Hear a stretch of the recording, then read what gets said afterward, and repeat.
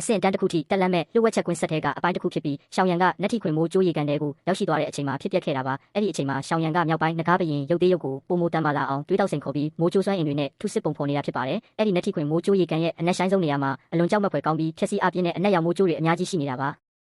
အရင်တုန်းကကြားနံကျောင်းတော်ရဲ့ကျောင်းကြီးမန်ချန်းကြီးဟာသူတော်စင်အစ်စ်နဲ့ဒီရီကန်ရဲ့အနက်ဆိုင်ဆုံးနေရာကိုဝင်ရောက်စူးစမ်းခဲ့ပူပါတယ်အဲ့ဒီတုန်းကသူဟာအရန်ကိုအားကောင်းလာတဲ့အနက်ရောင်မိုးကျိုးတွေရဲ့ဝိုင်းရံပိတ်ဆို့တိုက်ခိုက်မှုကိုခံခဲ့ရပြီးအသက်ဘေးကနေမနှဲလွတ်အောင်အသေးအတန်အလူးလဲထွက်ပြေးခဲ့ရပူတာဖြစ်ပါတယ်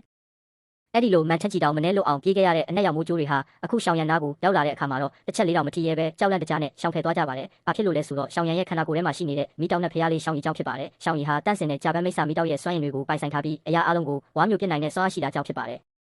မိုးကျိုးတစ်ချက်ကရှောင်းရန်စီကိုအရှိန်ဟုန်နဲ့ပစ်ခတ်လိုက်တဲ့အချိန်မှာပဲရှောင်းရီကသူ့ရဲ့ဝါမျိုးချင်းစွမ်းအားကိုသုံးပြီးအဲ့ဒီအပြင်းနဲ့အနက်ရောင်မိုးကျိုးကိုတလုတ်တင်းနဲ့မျိုးချပစ်လိုက်ပါတယ်။ဒါကိုမြင်သွားတဲ့ကြံတဲ့အနက်ရောင်မိုးကျိုးတွေအားလုံးဟာအလွန်မင်းထိတ်လန့်တုန်လှုပ်သွားကြပြီးရှောင်းရန်ကိုထိမိရင်သူတို့အားလုံးပါရှောင်းရီရဲ့ပိုက်ထဲကိုရောက်သွားပြီးအဝါမျိုးခံရတော့မယ်ဆိုတာသိသွားကြတာကြောင့်ဖြစ်ပါတယ်။ဒါကြောင့်မို့လို့ပဲနက်ထီခွင်မိုးကျိုးရေကန်တဲ့ကအနက်ရောင်မိုးကျိုးတွေဟာရှောင်းရန်ကိုမထီရဲမတိုးရဲပဲကြောက်ရွံ့ပြီးဝေးဝေးကရှောင်ပြေးနေကြရခြင်းဖြစ်ပါတယ်